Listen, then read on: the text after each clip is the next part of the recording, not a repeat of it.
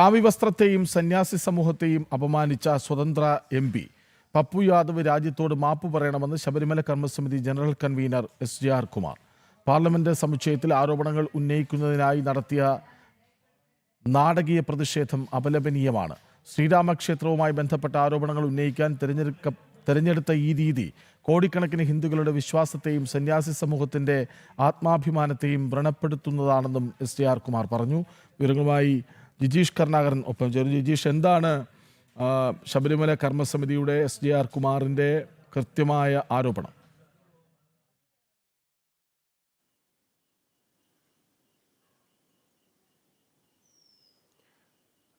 കൃഷ്ണേജ്, അയോധ്യ ശ്രീരാമ ജന്മഭൂമി ക്ഷേത്രത്തിലെ കാണിക്കയുമായി ബന്ധപ്പെട്ട ഒരു പ്രതിഷേധം എന്ന പേരിലാണ് പാർലമെന്റിന്റെ പടികൾക്ക് മുന്നിൽ ഇത്തരത്തിൽ സനാതന ധർമ്മത്തെ അവഹേളിക്കുന്ന രീതിയിലുള്ള ഒരു പ്രതിഷേധ പരിപാടിയിലേക്ക് സ്വതന്ത്ര MP പപ്പു യാദവ് നീങ്ങുന്നത്. കാവ്യവസ്ത്രം ധരിച്ച് അവിടെ എത്തുന്നു.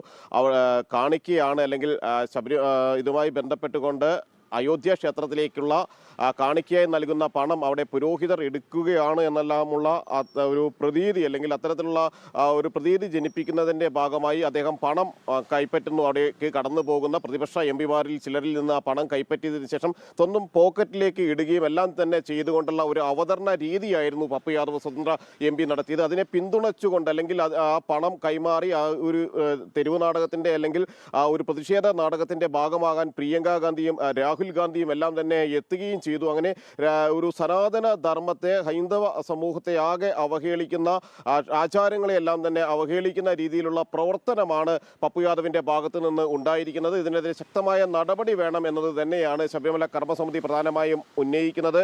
കാവ്യവസ്ത്രം ധരിച്ച് പൂജാരിയുടെ വേഷത്തിലാണ് ഇക്കാര്യങ്ങളെല്ലാം തന്നെ ചെയ്തത് എന്നതാണ് അതിൽ ഏറ്റവും പ്രധാനം. കാവ്യവസ്ത്രം എന്നത് ഏതെങ്കിലും ഒരു രാഷ്ട്രീയ പാർട്ടിയുടെ പ്രതീകമല്ല, ഏതെങ്കിലും ഒരു രാഷ്ട്രീയ പാർട്ടിയുടെ പ്രതീകമായി മാറുന്നതുമല്ല, മറിച്ച് ത്യാഗത്തിൻ്റെയും തപസ്സിൻ്റെയും ആത്മനിയന്ത്രണത്തിൻ്റെയും എല്ലാം പ്രതീകമായി മുൻനിർത്തുന്നതാണ് ആ കാവ്യവസ്ത്രത്തെ.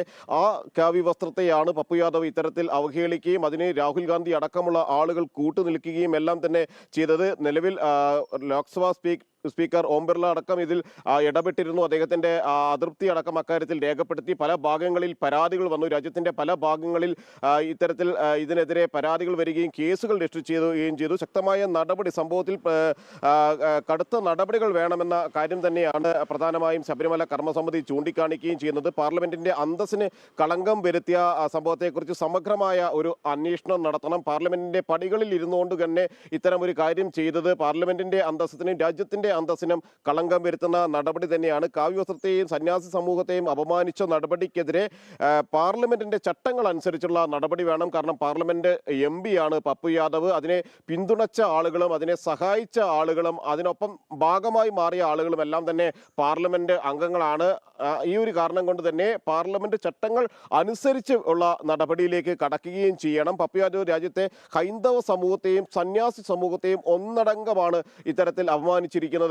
കാവ്യവസ്ത്രം ധരിച്ചുകൊണ്ട് അവിടെ എത്തി ഈ രീതിയിൽ പെരുമാറിയതിലൂടെ സന്യാസി സമൂഹത്തെ ആകെ അപമാനിച്ചയാളാണ്. അതുകൊണ്ട് തന്നെ അത് ആ ഒരു ഗൗരവം ഉൾക്കൊണ്ട് തന്നെയുള്ള നടപടിയിലേക്ക് കടക്കണം എന്ന കാര്യം തന്നെയാണ് SJR കുമാർ ചൂണ്ടിക്കാണിക്കുകയും ചെയ്യുന്നത്. സനാതന ധർമ്മത്തിന്റെ പ്രതീകങ്ങളെയും ആത്മീയ പാരമ്പര്യങ്ങളെയും സംരക്ഷിക്കുക എന്നത് ഒരു സംഘടനയുടെ മാത്രം ബാധ്യതയല്ല, ഒരു സമൂഹത്തിന്റെ ആകെ ബാധ്യതയാണ്. അവിടെയാണ് ഇത്തരം പാർലമെന്റ് അംഗങ്ങളായ ആളുകളുടെ ഭാഗത്തു നിന്ന് തന്നെ ഇത്തരത്തിലുള്ള പ്രവർത്തനങ്ങൾ ഉണ്ടാകുന്നത്. അത് അംഗീകരിക്കാൻ കഴിയില്ല എന്നത് തന്നെയാണ് ശബരിമല കർമ്മസമിതിയും ഒപ്പം തന്നെ SJR കുമാർ എല്ലാം തന്നെ ചൂണ്ടിക്കാണിക്കുകയും ചെയ്യുന്നത്.